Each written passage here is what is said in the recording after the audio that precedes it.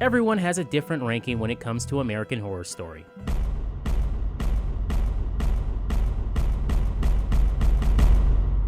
Some prefer the early years and others the more recent seasons. Even we had our disagreements. But that wasn't going to stop us.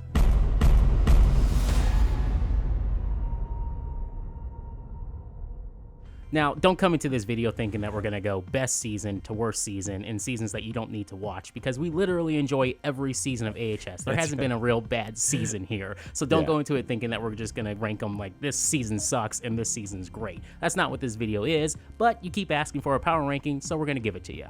All right, Greg, I'll kick us off with my personal rankings of each season. Starting at number 9, I have Roanoke. Number 8, I have Cult. Number 7, Apocalypse. Number 6, Hotel. Number 5, 1984. Number 4, Freak Show. Number 3, Coven. Number 2, Murder House. And number 1, my highest ranked, is Asylum. That's cute and all, Ryan, but here's what the list should really look like. Starting at number 9, I have Hotel. Number 8, Apocalypse. Number 7, Coven. 6, Freak Show. 5, Roanoke. 4, Cult. 3, Asylum. 2, 1984. And number 1, Murder House. Wow, Greg, you're completely wrong again.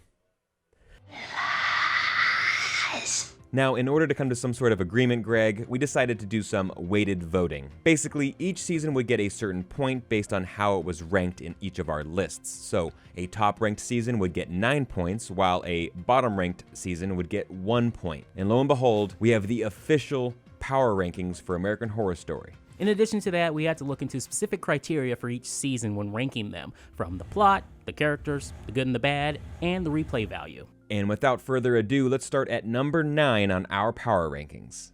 Starting it off at number 9 is Season 8 Apocalypse, with a total of 5 points. Now, when it comes to Apocalypse, much of the story is basically a little bit of a crossover between multiple seasons, right? It's a little bit of Murder House, a little bit of Coven, and this continued kind of storyline of the Antichrist Michael Langdon, who was teased at the end of Murder House. So, while at times it was kind of fun, it also kind of leaned a little bit too heavy on fan service throughout the season. Well, you can also just call this Coven Part 2.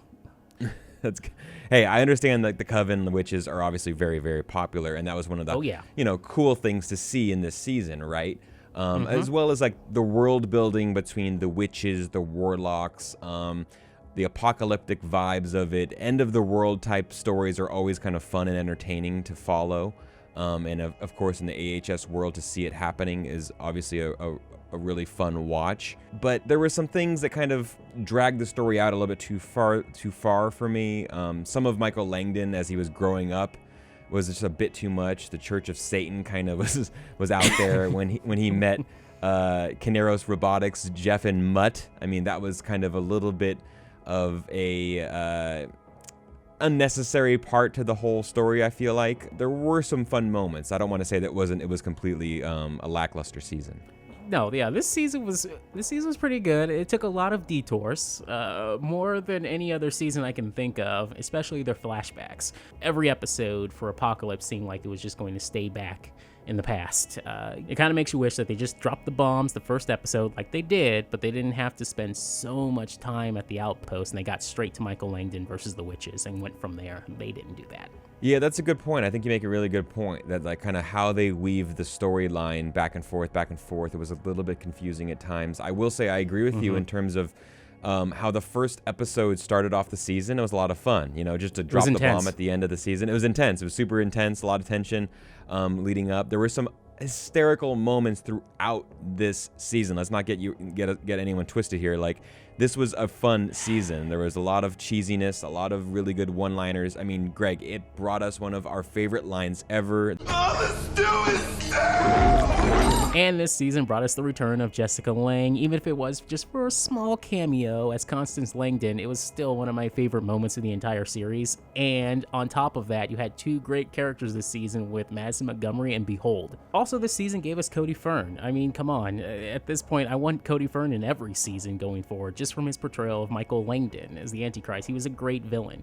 Yeah, he was a great addition to this season, to the show, obviously, and hopefully he's going to be in future seasons as well. All we knew about Michael Langdon before this was, he had a cute smile and he killed his babysitter at the end of Murder House. But Cody Fern did a fantastic job showing the anger, the pain, the turmoil within him, and just how maniacal and sadistic and just crazy he was, and as he's turning into the Antichrist that we see at the end of the season. So great characters that they had throughout. I will say the return to Murder House, like you said, a little bit of fan service. I think overall, though, in terms of like originality points, like it isn't that original compared to some of the other seasons of the show. And I think that's why, the main reason why we have it, although it tied with our 8th placed ranking with 5 points, it kind of was just kind of, like I said before, a rehash of old ideas brought to a newer season. Yeah, and the one thing, again, is the ending as well. That final episode, it really undercut the entire season with the going back in time. That really hurt everything and meant it was for nothing. The whole thing was for nothing at the end. Yeah, it's tough. Like, time travel's always a very difficult thing to juggle for any type of show or movie, right? I feel like anything that we watch, you have kind of challenges among and problems with how they deal with time travel. We're looking at you, Avengers Endgame, but they did the best they could. But you're right. I mean, killing off the Antichrist with a Range Rover was ridiculous. And I still love that. I actually like that they used the car and just ran his ass over. I dig that. But the fact that they still chose to go with just time travel and wipe everything off the slate, right?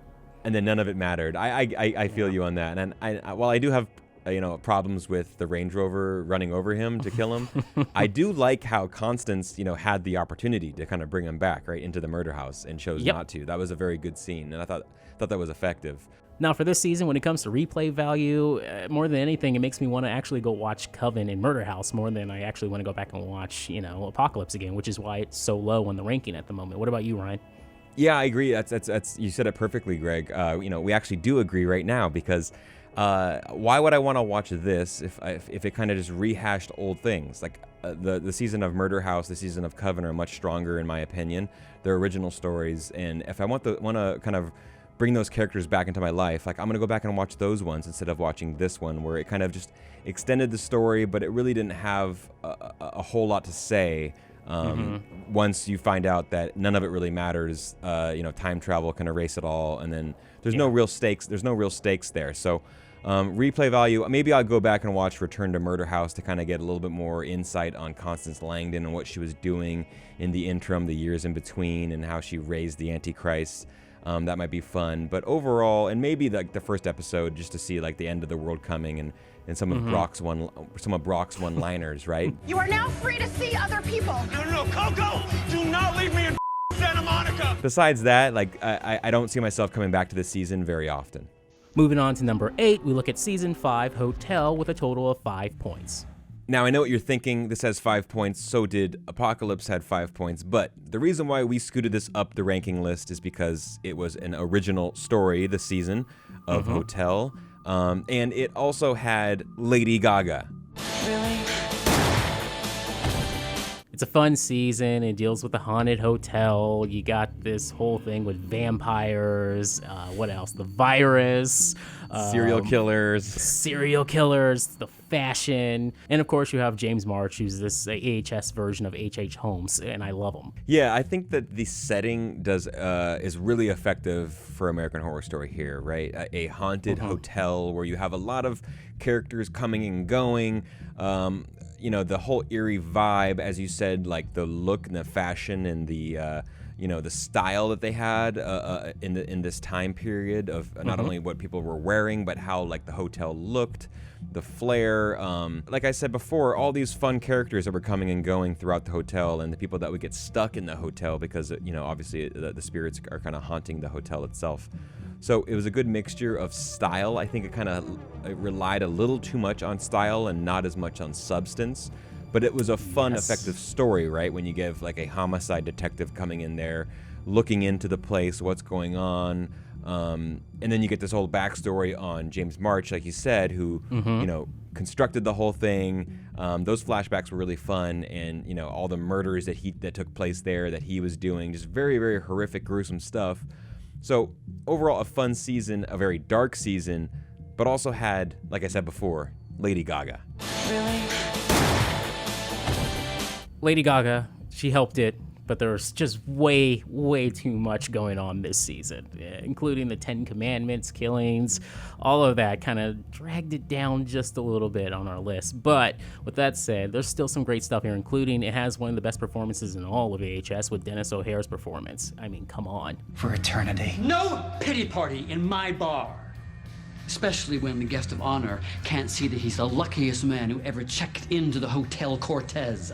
Now, when it comes to Sarah Paulson's character, Hypodermic Sally, we got a little bit of her, but we didn't get a full-on Paulson performance this time around. There are, like, signs there, like, oh, man, she's really just going to roll with this character, but it never really happens. 100% agree with you. More Sarah Paulson's always needed in these seasons. She took kind of a step back, and I also think that this season really hurt that they didn't have Jessica Lange. This was the first season.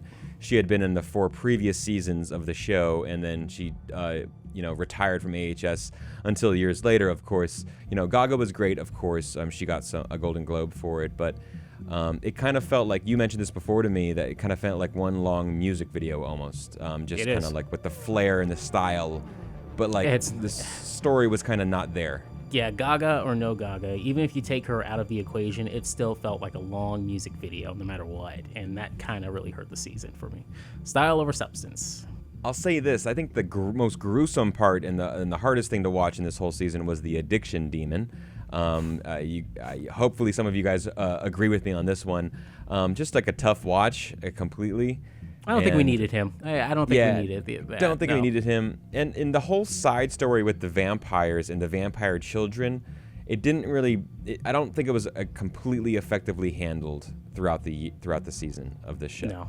Now, you can say whatever you want about Tate Langdon and how evil he was, which he was pretty damn evil, we find out later on in the season in Murder House. But from there, Evan Peters would go on to play the characters like Kit Walker and then Jimmy Darling. And these are like, nicer characters. So finally, with Hotel, we get a full-on monster in the form of James Marsh. So the performance is all over the place, but I absolutely love it. And that accent, was okay with it. I was okay with it too. But you're right. This was kind of a different Evan Peters than we saw in seasons past. Before it was a little bit more complicated character, torn between good and evil. Still obviously did horrific things in seasons prior, but this season he kind of goes full into it. And I wouldn't be surprised if this season kind of, was one of the early seasons that took a toll on Evan Peters and caused him to kind of take a departure and a kind of a timeout from American Horror Story, because it was pretty gruesome and dark at times there. Yeah. A man is only as good as his word. Now, Greg, when it comes to replay value, how do you feel about Hotel? Well, guess what? We're going to be breaking that one down next. I have a feeling this one's going to bump up a little bit in our rankings the next time we do this, because I can't wait to jump into it again for a second go. That's a good point. It's been years since we've watched this. I'm speaking for myself. It's been years since I watched this season, so I think that a rewatch now, currently, a newer rewatch will help kind of bring out some of the highlights and some of the performances that we really loved. But at this point right now, my mindset is that it was a little bit too much style over substance that we've talked about throughout this breakdown. At number 7, Season 6's Roanoke with 6 total points. And the main thing that this season has going for it is the originality, right? The concept of the show within a show within a show within a show. Yeah, a cheesy reality show for My Roanoke Nightmare to kick things off. And then on top of that, it just goes deeper and deeper and becomes a huge meta series for AHS. They've never gone this far when it comes to anything meta. But with that said, it drew a lot of people away, and it just split people apart here, where they're like, they loved it or they hated it. Yeah, I think it just, at a certain point, it just got maybe a little bit too complex and convoluted to make a coherent story throughout start to finish. Maybe one or two less twists or less like layers upon the reality show and within a show would have been easier. But the setting here, I have to say, was pretty effective. I mean, a haunted mansion, a haunted land, a Roanoke colony that haunts the lands and comes out every blood moon, and the butcher, a very haunting character, pretty damn scary. one of the best seasons they've had when it just deals with lore itself. This is one of the best settings they've had, I think, next to Freak Show and Asylum. But with that said, yes, some of the characters and where they go with the story, it just goes a little too far for some people, and it just drove them insane. I understand that, but I absolutely adore this season from beginning to end. It's bonkers. And also the cast is just great this season. You got Gaga back at the role of, what is it, Skaha? Not Skaha. It's Asylum. Scathach. It's Scathach, I think. And with that said, yes, it gets confusing because these characters are obviously playing a reenactment. So Lady Gaga is not actually Skaha. And also Evan Peters, who does a wonderful performance as Philippe Mott, he's not really Philippe Mott, as we find out he's Rory Monahan. But with that said, again, these characters are great, and it looks like they're having a lot of fun this season too, which is sometimes when you look at Colt and what Evan Peters had to go through in that season compared to what you saw in this season, it's night and day. But at the same time, he's still giving it his all. You're right. I think that the reenactments kind of threw people off because it's the same actors that are playing later, actors that go into the reality show. So I think that's kind of just what's going on here? Like, okay. Once you get the concept, though, I think it's it makes sense. It's just like layer upon layer upon layer of meta humor there. And but like, I did like the reenactments. I liked showing the context of the Roanoke colony. Like, that was some of like the really, really scary horror elements that worked really well. And obviously Philippe Mott tying it into the Mott family that we see in Freak Show. A fun little connection there. Overall, a lot of good jump scares. The Piggy Man was horrific. And let's talk about those cannibals next door. One of which was played by Frances Conroy. Good to have her in the season. But, I don't know, maybe a little bit too spot on with the cannibals next door motif. I don't know. Maybe it's I loved it. The paying homage to anything from The Hills Have Eyes and the Texas Chainsaw Massacre. Right. They had to do it if they're going to put them out in the forest like that. They got to have something like that. That's a good point. I mean, if you are in the woods basically, and you're you're newcomers into the woods, into this new mansion, and your only neighbors are cannibals, I mean, that's pretty on point.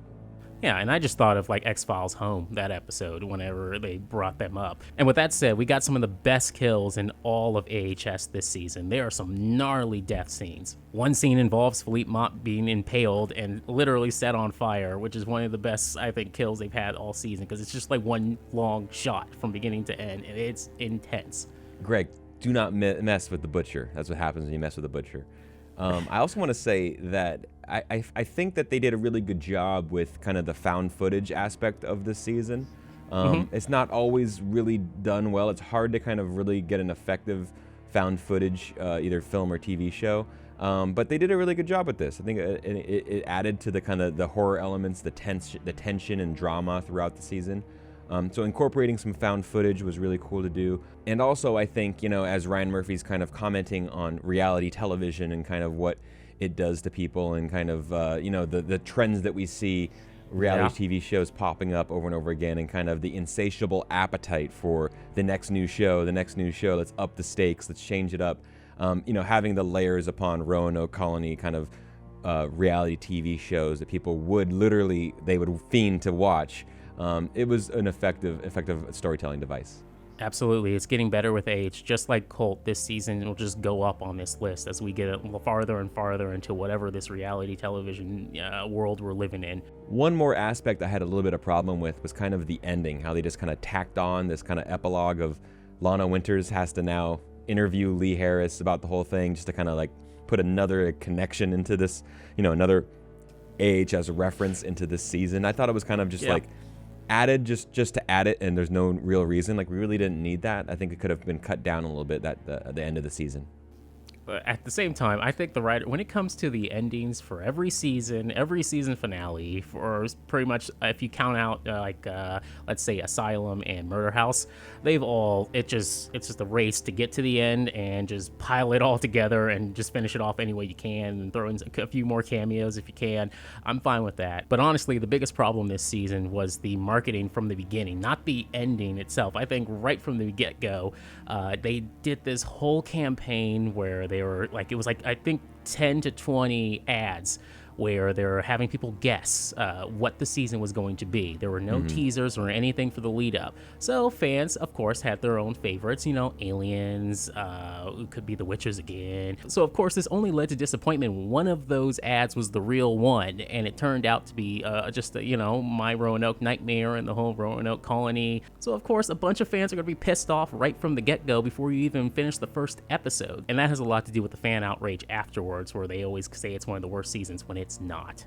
Now, having said all that, I feel like with age and with a little bit of distance from this season, I think it is a fun rewatch. And I think, now going back to it, especially in the streaming era when you can just binge a lot of these episodes and don't have to wait week to week to watch it. The pacing's perfect. Yeah, it might play a lot differently than when it played the first time you watched this season. So I would say give it another shot. And also, to tie in the idea of Roanoke, which we heard back in Murder House really quickly, remember Croatoan, to finally get that little Easter egg planted back in this season and a whole season kind of revolving that idea as a jumping off point. I think it was a fun overall idea, and like we said, it's original. It was. You got to give them A for effort. It's not as easy to pull off, and maybe it wasn't perfectly effective, but they got pretty damn close. Yep. Please give this season another shot if you haven't, especially in the streaming age we live in now with the pacing. It's perfect. Perfect, Greg? I don't know if it's perfect, but it's okay. It's good. Okay. It's good. Okay. I'll back off perfect. I'll just say it's pretty damn good. We'll just leave it there. Cool. We agree. Number 6 on our list is Season 7 Cult with 8 points. This is the year AHS gets political. This is also our first season I think we did breaking it down at GameSpot. So with that in mind, our first season, we don't know how we feel about this season going in, and then I find out, it's going to be a Trump season. And I'm just going, no. And we kick off the season, the first episode drops, and it's pretty damn good. Yeah. And from there on out, as the season it gets cringy, it's bloody, it's really in your face, but as the years go on, this season just gets better and better. Yeah, I think that, a lot of people had, preconceived ideas of what it might be about once they learned, and maybe it was a little bit too close, like a little too soon on some of the subject matter. But the farther you get away from it and you watch this, it is a strong season of TV, and it was a big departure from what we had previously seen on AHS, right? No longer dealing with the supernatural, or the ghosts, or the haunted mansions or lands or stuff like that. It dealt with some real world stuff, some real world issues. Obviously, extremely heightened drama and just kind of ridiculousness, but it added some humor. It was really dark at times, extremely gruesome at times. But you got to give them some props for kind of not shying away and not being scared to do this, right? To even have this conversation. Yeah, no powers whatsoever, and the villains didn't need them. They are just as creepy and sinister as any other season on American Horror Story. You didn't need the Piggy Man, you don't need the Rubber Man, you don't need Skaha, you don't need anyone like that when you have someone like Kai Anderson, who's one of the best villains we've ever had on this show. And Evan Peters, to this day, I'm going to be like, what happened, Emmys? What happened, Golden Globes? Because he should have a few of them right now. Yeah, he should have a few of them in his. He should have a few of them in his bathroom somewhere right now from that season. Yeah, totally. I mean, I think the reason why it was so scary and so horrifying, and it didn't need all that supernatural, is just because the anger that fueled a lot of the kind of society and the politics and the environment, but also how like our own fear can fuel all these other things and fuel someone to kind of take advantage of that and then gain power from it. So it was a very real life like feeling to kind of have that and kind of put yourself in these characters' shoes, and how your own fear can kind of just catapult into this just snowball effect, and then until it becomes like uncontrollable and just completely horrifying. So I think they did a really good job. If you look back at this season, once you get some distance from it, from all the real world events, and let's touch on, it was pretty crazy how this, not only the Trump and the politics stuff, but also like, remember one of the episodes was kind of delayed because of a real shooting that happened during the airing of this show. So it was like, it was almost a whole nother level of interpretation of the season itself in terms of like what was going on in our own climate. in our own society that kind of really added another layer of like, whoa, this is too real.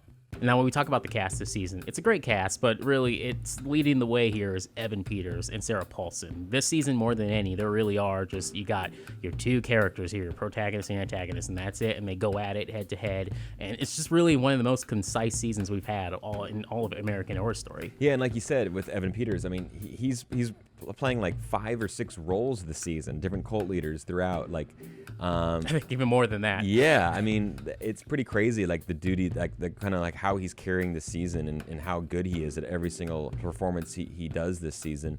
And then Sarah Paulson just as this traumatized person that has all these phobias, and then flips a switch like late into the season and becomes like this conniving, maniacal, like power hungry person herself, and basically uses Kai's plan against him, and then gets empowered by it, and then lo and behold, she starts her own thing at the very end. I don't think this is the last time we're going to see that character. The way they ended that season makes me wonder if we're going to come back around to this somehow, some way in the future. Now, I have to mention this, Greg. I think one of the worst moments of this season for you could have been the murderous clowns. Yeah, I could have done without that, but especially the scene where they're putting people in caskets and sealing them shut. That was a bit much. That was a bit much. I agree with you. I think they did a lot of the horror elements really well, like kind of the camera effects for like tryptophobia and all these different things, But I will say one of the things I had problems with was kind of that detour to the Valerie Solanas, the whole story. The origins of that and how they were gonna at least in the AHS universe, they tie that whole group. The Scum is like the Zodiac killer, which is completely ridiculous. But in this universe, at least it's true. I thought that was completely unnecessary. I get how it ties into the female rage and empowerment towards the end of the season. But I don't know if we needed that whole episode that kind of was just like in the middle of a season, just kind of like a detour that we didn't need to take possibly. They tried. I give them effort for trying there because they wanted to fill something out, one more episode to really really punch this home. But with that said, I think that it still ended on a strong note here. Yeah, it did end on a pretty strong note, and I think that as you mentioned throughout this, that the replay value of this is higher than we once thought, right? Because we're distanced from that time period in our lives, and we're kind of more accustomed to what's going on. We're not out of no, hold on. We're not out completely, but like we're accustomed. We are accustomed to what's kind of going on, and I think maybe even as years progress and we get farther away from this time, it might become an easier watch than it was maybe at the time that it was kind of still fresh, a little too fresh, a little too soon to be watching it. But yeah, my replay value is not as low as maybe it once was. Yeah, well, we'll get back to it at some point, and at that point, I bet it will crack the top 5.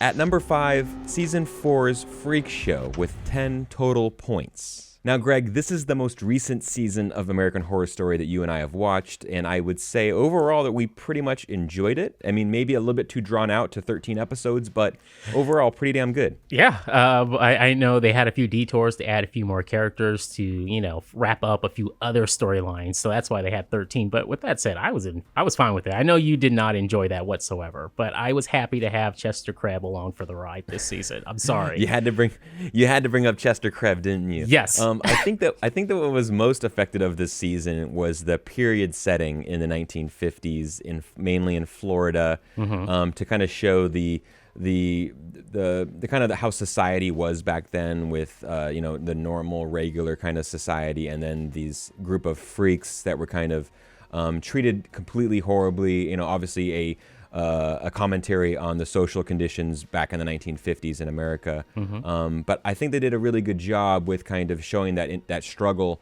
the economic social struggle between the two. And I think that a freak show troupe is an excellent setting for a show like this, clearly. It really encompasses everything American Horror Story stands for, and this is, again, a great send-off for Jessica Lange and her character, which, again, this was Jessica Lange's idea from the get-go, or at least the setting and theme itself. Wonderful performances all across the board. I wish some of the characters' final arcs were a little different, especially Maggie. With that said, I feel like I couldn't help it if they were playing a notch, just the fact that, it's Emma Roberts' role, and she's here every season. We're going to let her out with a bang here, and just to have it end with her getting chopped in half, and only for, Angela Bassett to say, like, oh, she had it coming.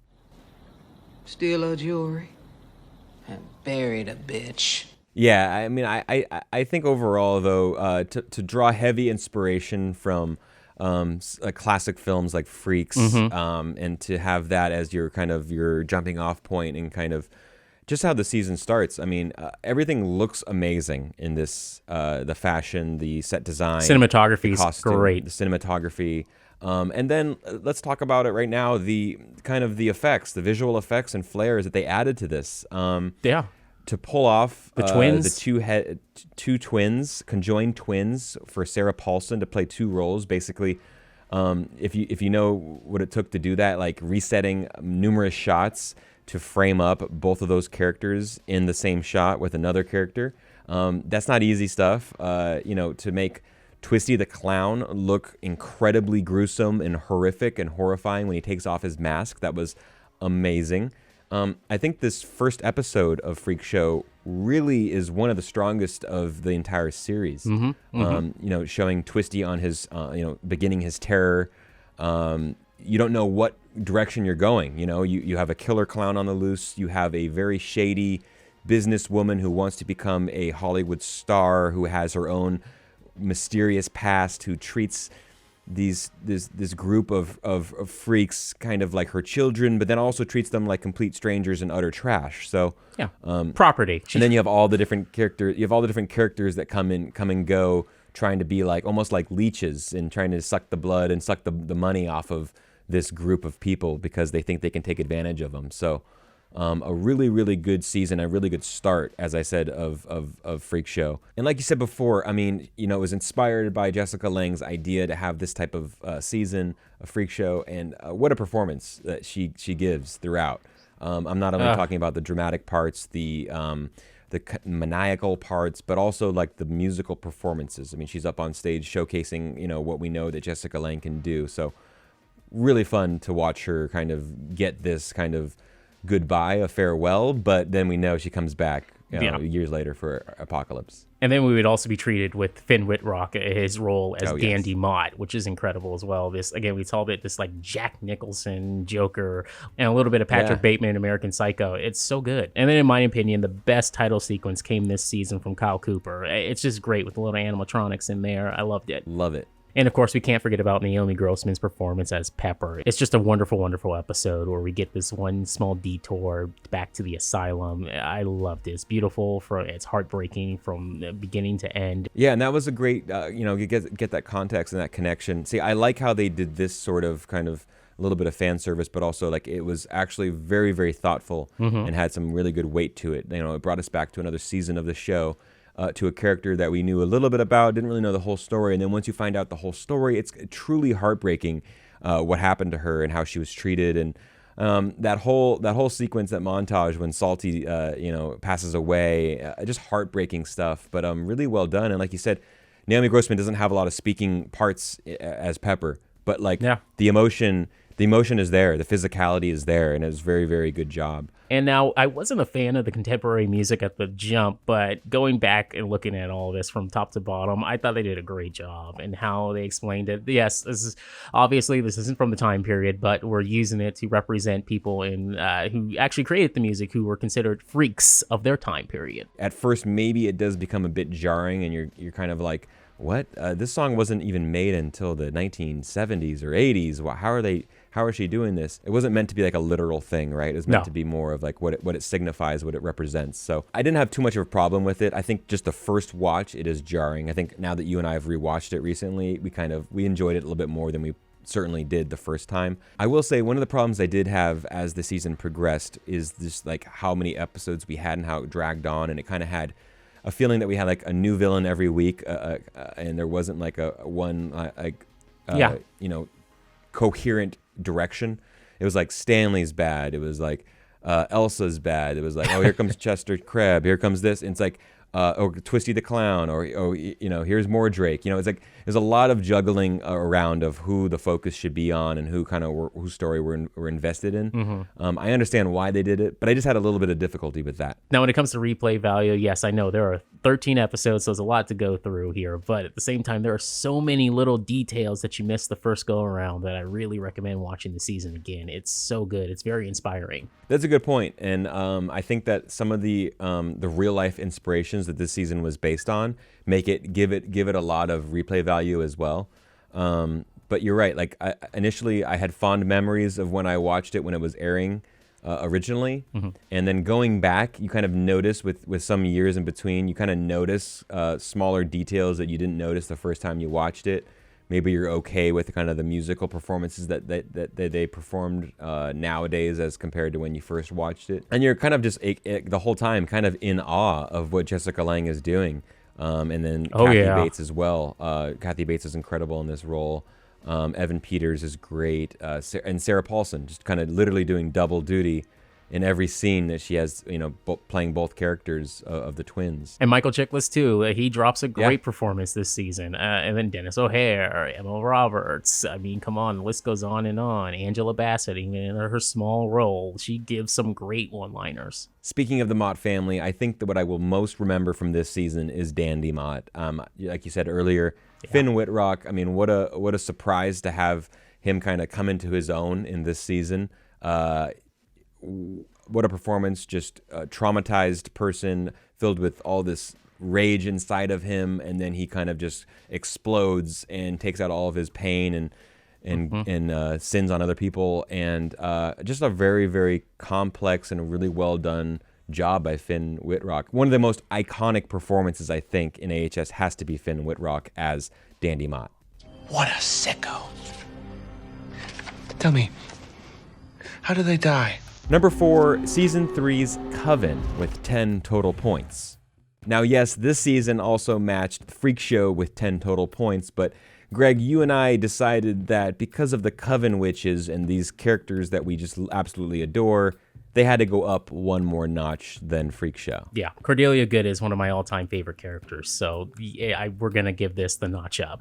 When it comes to Coven, we know everything about this. This has one of the most rabid fan bases of all seasons of AHS. Nothing compares to Coven when it comes to the fan base off the get-go. With that said, it's a great season. It's fun. It's extremely campy. We have some crazy performances in here, too, with Evan Peters as his zombie reanimated boyfriend. And Kathy Bates gets to play this evil, racist socialite. I can't get enough of it. She's just so evil. It's great. Yeah, I think it comes down to just the characters that we enjoy watching so much, and that's why it's here on our list. And the setting itself, to have it in New Orleans, there's a lot of fun you can have at that setting, and with the witches down there. Obviously, when you're dealing with all the powers that they have, the supernatural elements. Voodoo.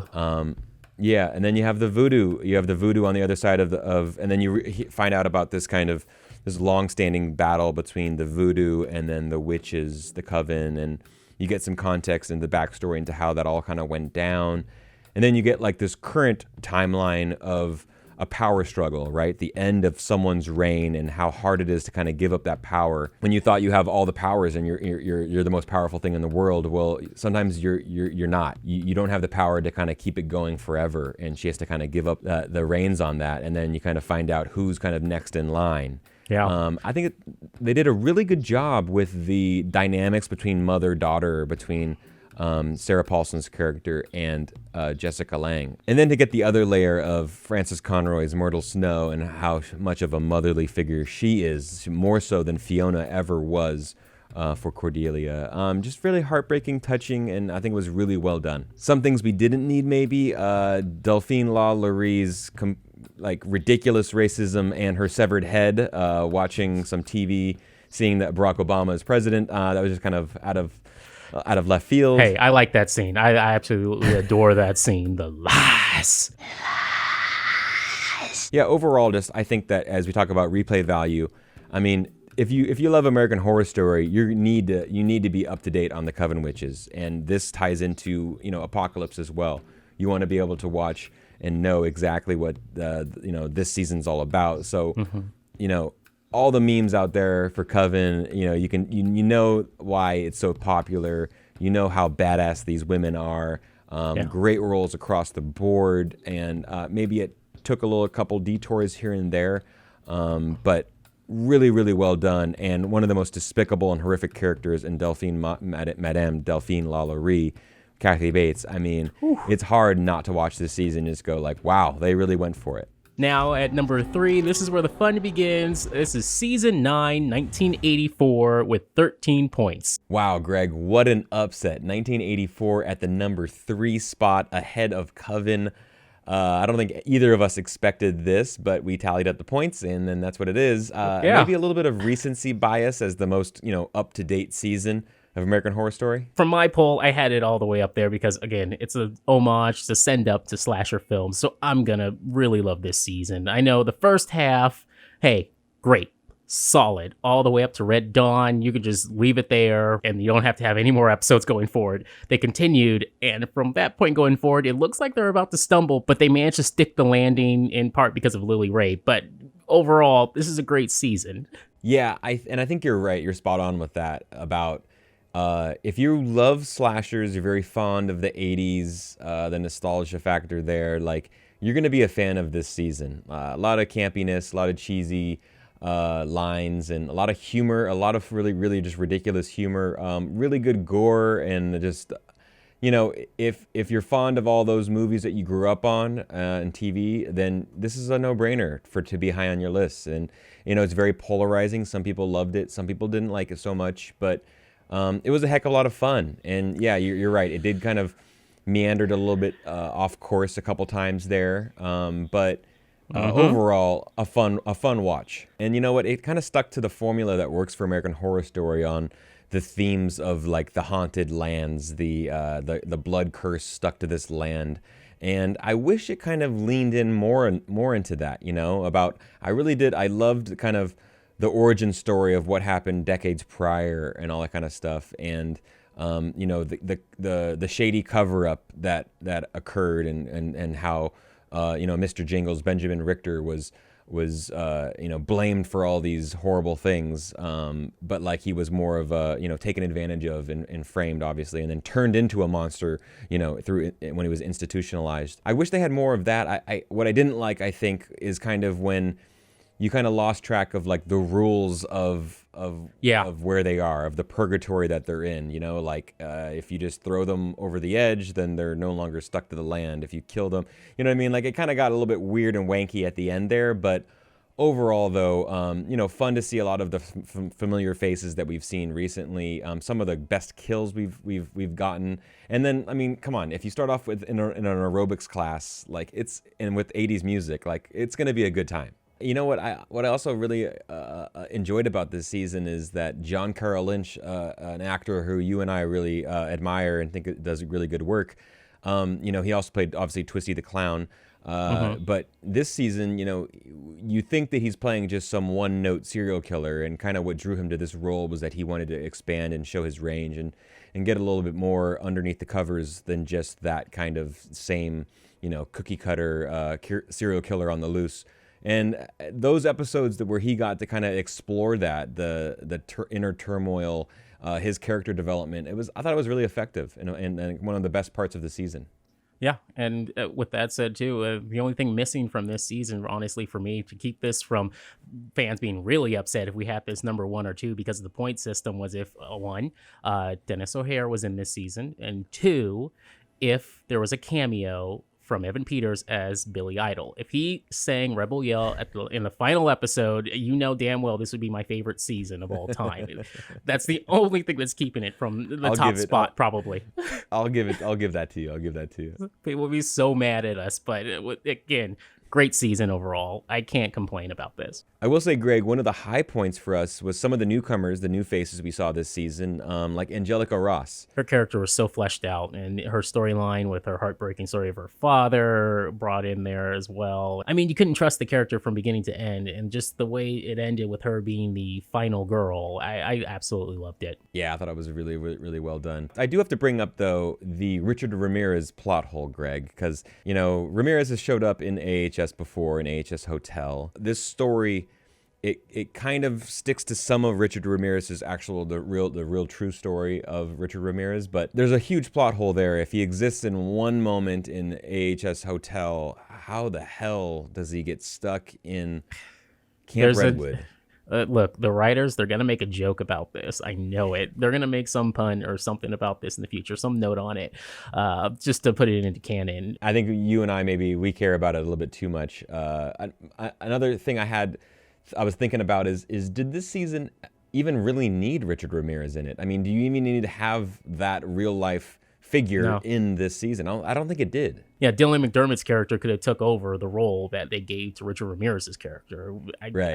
That's fine. But again, at the same time, I love Zach Vila, so don't take him out of the equation here. Just didn't have to make him Richard Ramirez.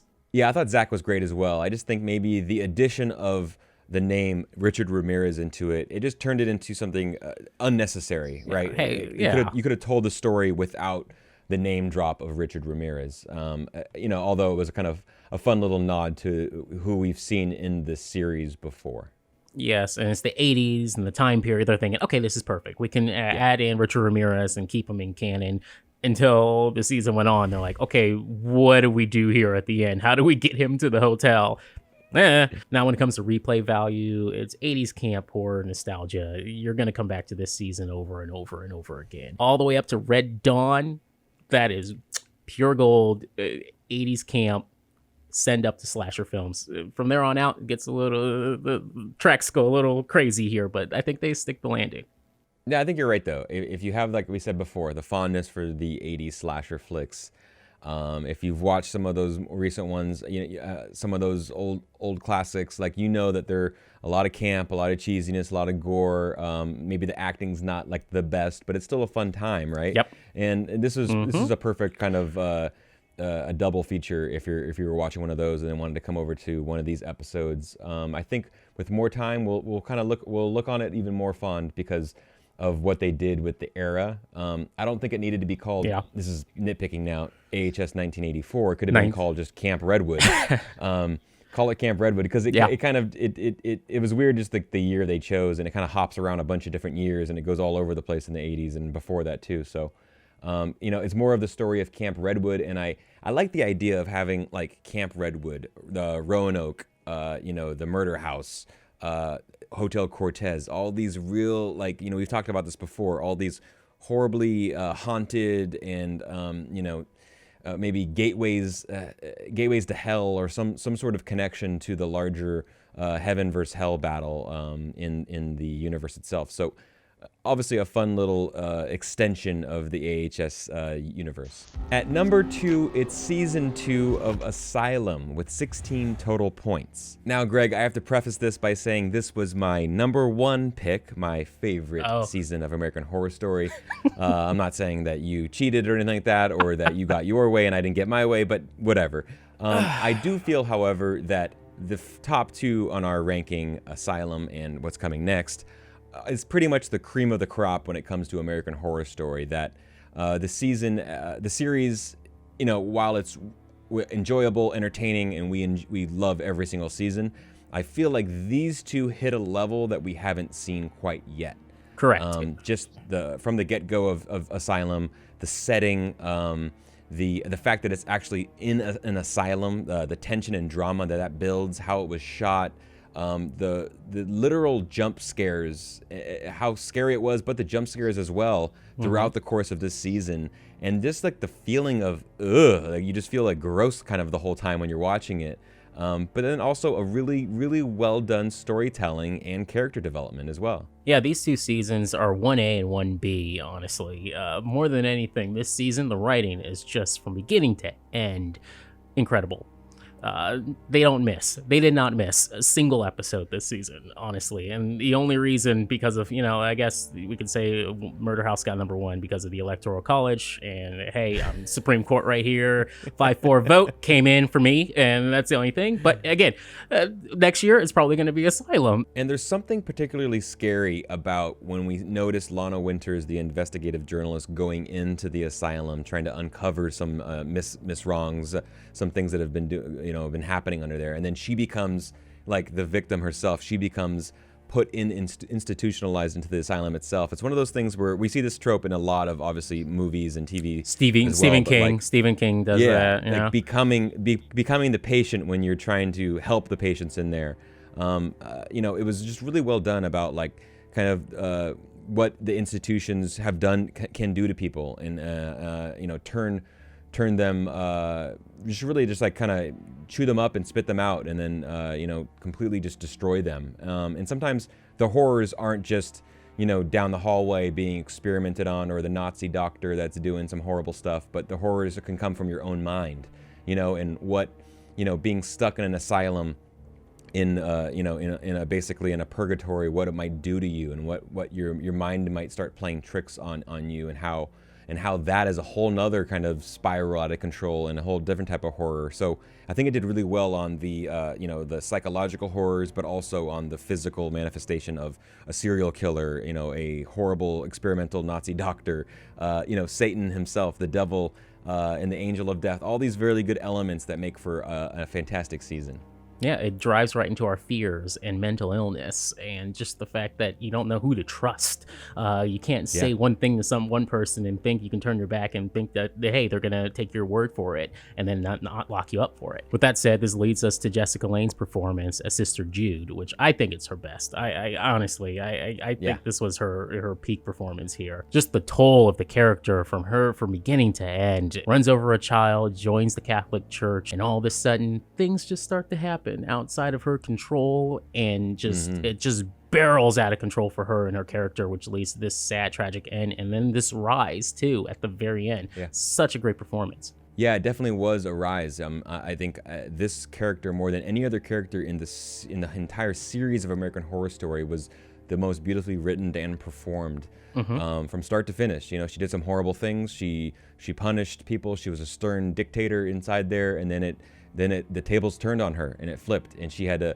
kind of come to grips with what she's done in her past and kind of get her taste of her own medicine. And then she was redeemed by the end, and it was a beautiful kind of send off for her and her character here. So just a fantastic, I think, like you said, the best performance she's done in this series, and my favorite character. Yeah, Elsa Mars, fun character, but again, we talk about like that ending and how she gets this great send off for a character who was just miserable to everyone and horrible and almost as bad as anyone else in that show. How she sold off the freaks, and they give her this ending where she goes to like her heaven or something, because obviously they wanted to send a nice send off for Jessica Lange.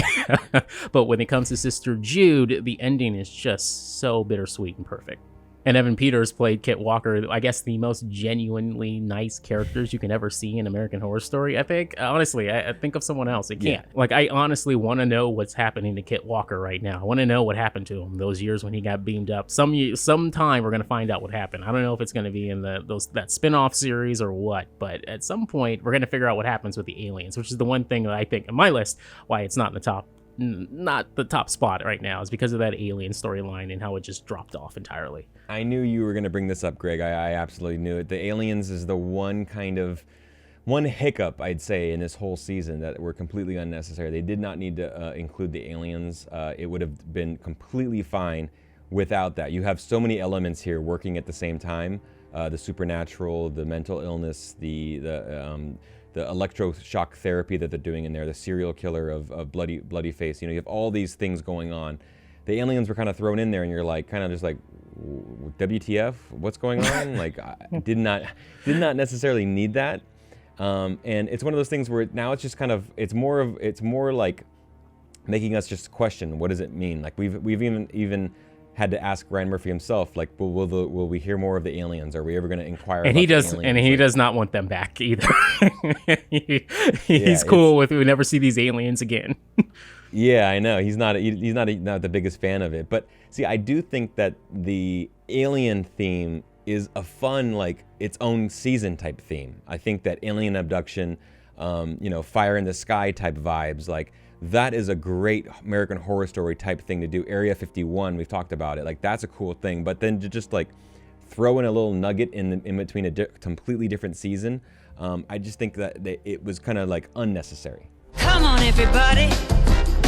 I say, now let's play a game. And of course, when it comes to best moments, you always have to start with the name game. There's no other way. Yeah, I agree. I mean, literally one of the best episodes, one of the best sequences. When they're in the asylum, they turn on the jukebox and they're all doing like their swing dancing and all in the choreographed synchronized dance. It is just perfect. Like, it's just really good. I mean, obviously it's like another level of her kind of what's going on in her mental state at that moment, and then just tie it in perfectly with the season, with the theme. I think it was one of the best, literally the highlight of what we saw. The acting across the board, as we've mentioned, and also Pepper, seeing more of Pepper and seeing kind of her become like the guardian to the babies throughout the season.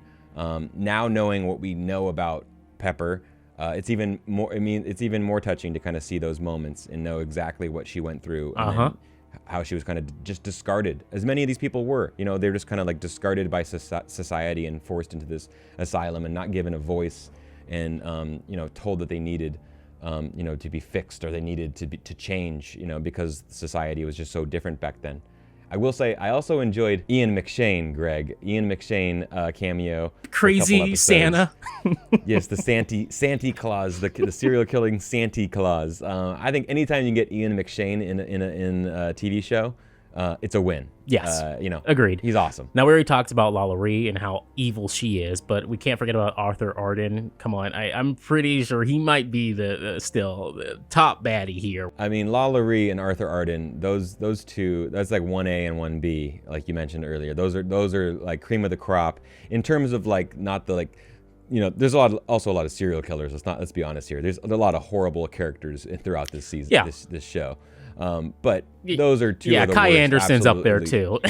Yeah, I mean, there are some despicable people, and James Cromwell just does an amazing job. I mean, to watch him and the power dynamics, the struggle that he's having with Sister Jude within the asylum, and kind of, they're like just using different people to kind of manipulating the whole situation and putting people against each other. It's just a really, really effective. If you're going to have Jessica Lange on one side, to get a heavy hitter like James Cromwell, someone who can hold his own, I thought it was just really, really well done, and acting across the board was stellar this year. Now, replay value, this is a weird one, because I love the quality in this season, and I can't get enough of the performances. But with that said, and just the theme itself, the replay value is not too high on my. It's like watching Revolutionary Road with Leonardo DiCaprio and Kate Winslet. Like, great movie. I don't think I'm gonna come back to it. I'll watch it once and I'm out. Yeah, it's all good. No, I'm with you on this. There are a lot of, like, as good as the high quality of this season is. There are moments where it's tough to watch. It's being stuck in an asylum. We only know what it would feel like to have to go through that stuff. I mean, there's horrific things going on. The electroshock therapy. Lana Winters trying to be treated for her homosexuality. I mean, just ridiculous things. And it's tough to watch it. Like, it's kind of one of those things where you want to watch it and you kind of want to, like, okay, that was good. I'm not gonna. This is not like a happy watch, or we're binge watching at home. Let's go watch this really tough hang. But overall, I mean, I think in terms of quality, it's one of, if not the best. And number 1 is season 1, Murder House, with 17 points. This season takes our top spot. It's where it all began. And again, like we said before, Asylum and Murder House could interchange. But the one thing that holds this all together, again, is just the idea of so many characters coming together this way in this anthology series, of how it all began, and to just spread this out so far. We got now 9 seasons coming from this very first season, where we still keep everything connected together.